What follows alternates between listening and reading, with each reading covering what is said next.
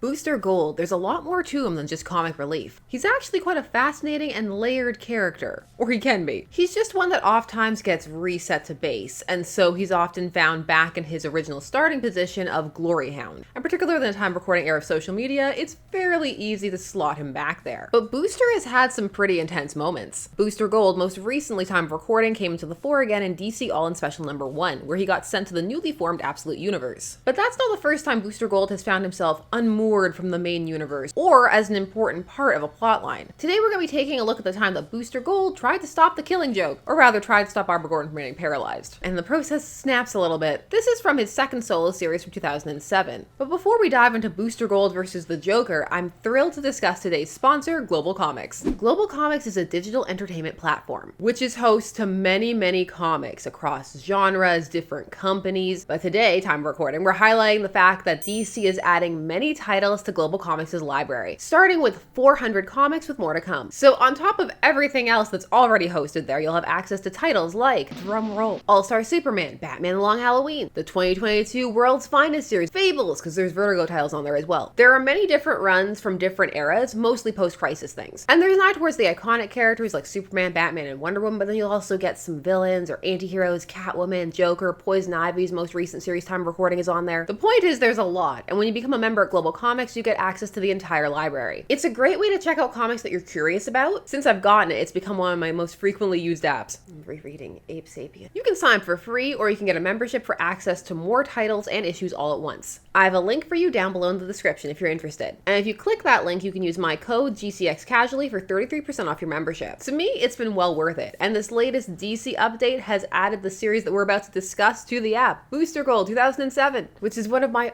all-time favorite series. And now if you're interested in the series, you can read it with ease. If you need to hear more about the rough times the Booster Gold goes through, or different sorts of storylines when Booster has gone back in time. Not like when he tried to save Bruce's parents. No, I'm Not Over the Gift, which you can also read on Global Comics. In that story, he tried to save Bruce's parents, and he did, but it made the world all kinds of messed up, and Catwoman was a feral villain who didn't speak, and Hal Jordan decided to show that he does know what will is by using his ring to end himself in front of him. But we're going for a different brand of angst here. This issue where Booster tries to stop Barbara Gordon's paralysis is issue 5. In the story called No Joke. Following Infinite Crisis in 52, the comic 52, not the new 52. DC loves the number 52. They used it again in DC All-In Special. It's just a very important number for them. Following that, Booster Gold had been invited to join the Justice League, but he ended up turning it down to work with time traveler Rip Hunter, who unbeknownst to him at the start was his son. This because he saw his membership card turn into Hal's death certificate. So it seemed as though something was wrong with time and he needed to fix it. So there were several motivations for Booster going into this. One was to help with this time flux, but there were underlying layers of wanting to be important and also wanting to resurrect Ted Kord, who died courtesy of gunshot to the head by Maxwell Lord, which was part of what got his neck snapped and earned Wonder Woman her spot in the Neck Snap Club. The point, he started off this series in a rough spot emotionally, even if he was playing it off as it was all fine, that he was okay with how people looked at him. Truth is, I just wanted to be able to tell everyone else Booster Gold turned down the Justice League of America. Michael,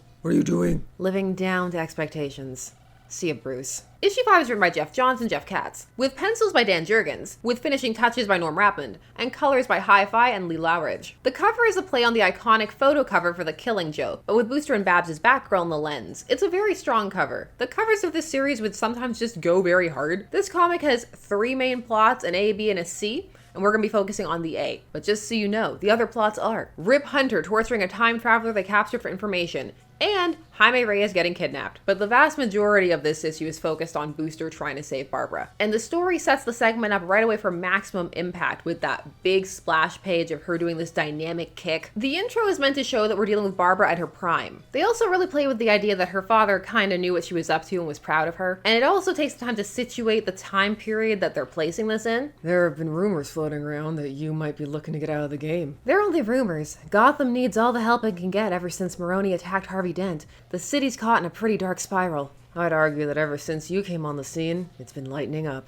You're sweet. Bye! There are lots of shots of her in motion at the start. This is meant to bolster what Rip is going to tell Booster, which is the idea that Barbara was never meant to be paralyzed, that it's a kind of anomaly that's around her that's been set in motion because of other people messing with the time stream. Like Rex Hunter, the character he's going to torture later. The chalkboard has so many sassy things to say, many meta jokes. The mission isn't over just yet. Before we took them down, they set into motion the shooting and paralysis of Barbara Gordon, the first Batgirl. You need to go back in time, intercept the Joker at the Gotham City Carnival, and deliver him to Arkham before he shoots Barbara. And then we save Ted Cord? What's being worked through here in some ways, not entirely, but a little bit, is a question that has floated around fandom. Or it used to a bit more pre-Omniverse. Because now Barbara has settled into the role of Oracle by choice. The Killing Joke happened, but now she can kind of float between being Oracle and Batgirl. Before a time, there was a very big question post-Killing Joke as to whether or not Barbara should have been paralyzed. Whether it was a good story, whether it was fair, whether it was sexist. There were a host of discussions that you may have seen, or may have even taken part of. For years, arguments were had in fandom, and there seemed to have been discussions on the creative side as to whether or not the Killing Joke was canon or not. Was it meant to be or not?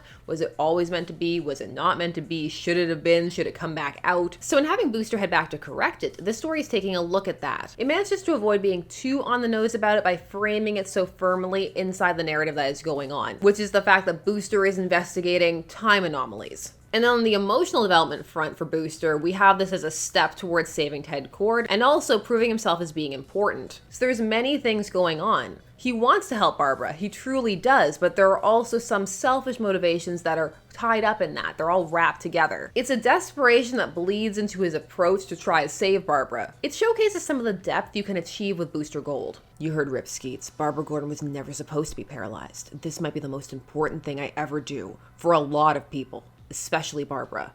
I can't fail. He is instantly captured by the Joker, or the freaks that he had working for him at the carnival. Because as Skeets points out, Booster is about to encounter Joker at one of his more unpredictable moments.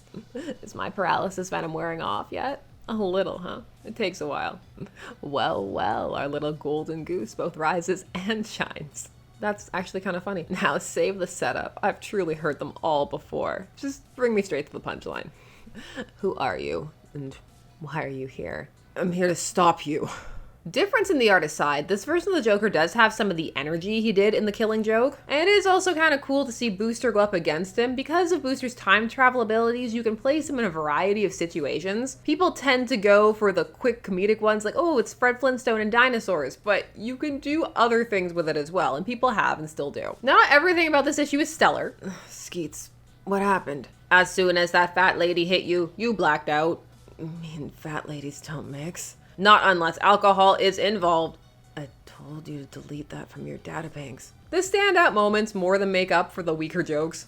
If one felt that was a weaker joke, miles may vary. The parallel panels of Booster rushing to try to get to Barbara before the shooting happens, knowing he's already too late, is an excellent example of rising tension. The tears in his eyes as he flies to her, next to the panel of the dawning fear in her face as she opens the door and sees the Joker. The syncing up of him crashing through a window with her being shot, so you know that the sounds are happening simultaneously. It's a well laid out sequence. And when Booster arrives and sees Joker standing there over Barbara about to take those photos, those infamous and argued about photos, he snaps.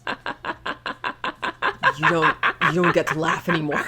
Stop it! Stop laughing at me! This whole moment, there's so much happening. You see the shift of Booster talking about the situation to talking about himself, as it appears to veer into some of the perception of how people view him as a joke. Also that you don't get to laugh anymore, it's very ominous. It's a good line, but the Joker's nearly been strangled to death before. In this instance, the Joker brutally beats Booster with Skeets and is about to shoot him when they're pulled away. But Booster gets obsessed and goes back again and again and again, just trying over and over again, getting more and more beat up as the process goes on. Again. What follows is something that landed extremely well inside of this continuity, but may land a bit differently post New 52, but it's still a strong moment. But at its time, it was tied to the canon that was ongoing. And pre-New 52 and Omniverse and all the various timelines, what this is talking about is the idea of acceptance and moving forward. It's subtly discussing continuity in that regard. This whole thing in the story was meant to prove a point to Booster Gold, albeit rather cruelly. What the hell? Barbara Gordon was always destined to be paralyzed and become the cyber crime fighter called Oracle.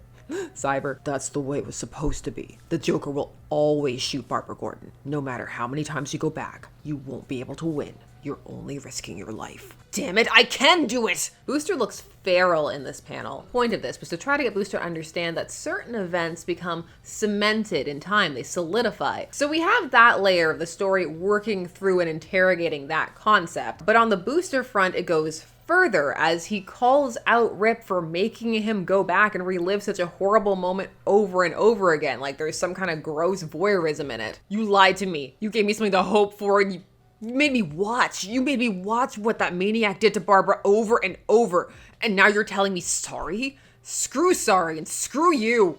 Ted Kord is dead. You have to move on. All I wanted was my best friend back.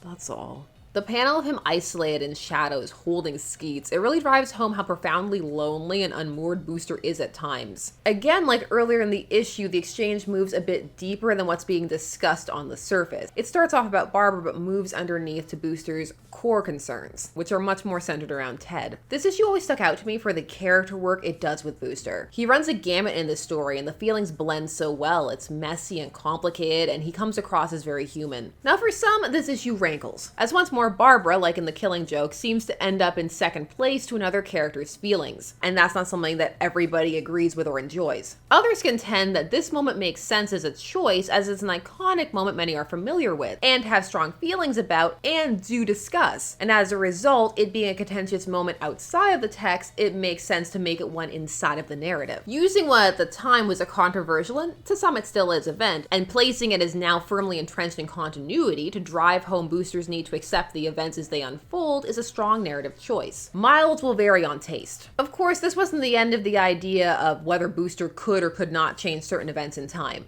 And even this very issue itself would come up again later, as an important moment in Booster's development inside of this series and as a character overall. Because Batman looked into all of this, because he knows that Booster or Michael was behaving oddly. They were on the same team for a period of time, Justice League International. So Batman finds out about what Booster did with Barbara. I'm not entirely sure if it makes sense how. It's a bit of a suspending moment, but it leads to something very heartfelt, which is the firm confirmation of the idea that Booster is indeed a worthwhile hero and that he's not a joke. This was issue 1 million, and it's just one of my favorite Booster moments. They didn't actually hit that many numbers. It was a play on an event that was going on at the time. I'll give Batman a non-silly voice for this moment because it is very sweet. Let the world think you're crazy if that's what it takes to be the best you can be, Michael. You proved me wrong and proved yourself wrong. If you ever need someone to talk to, I might not be Ted Kord, but I'll listen.